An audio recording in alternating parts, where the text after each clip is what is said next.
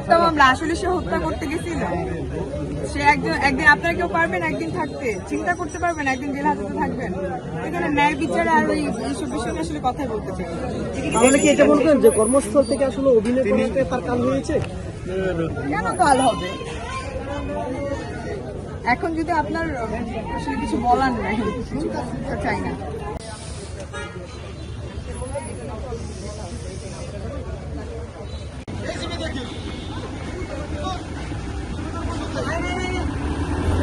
আমার কাছে সব আছে।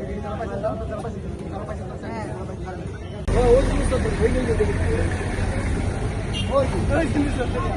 আপডেটটা বলেন আপু। আপনি ওনার কি হন? দেখেন আমি নিজেই আপডেট জানতে পারতেছি না। আমি জামিন তো হয়েছে, মানে ওভারঅল ওনার বিষয়টা দেখেন আমি তো বললাম যে আমি যখন দেখবো যে ও আমার সামনে তখন মনে করবো যাচ্ছে সবকিছু সত্য হয়েছে।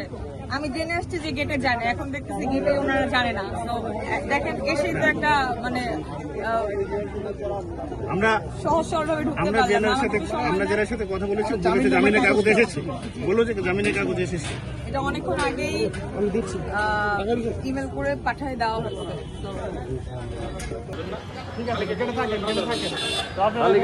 ওখানে একটু গাড়ির সাথে কথা বলো তো।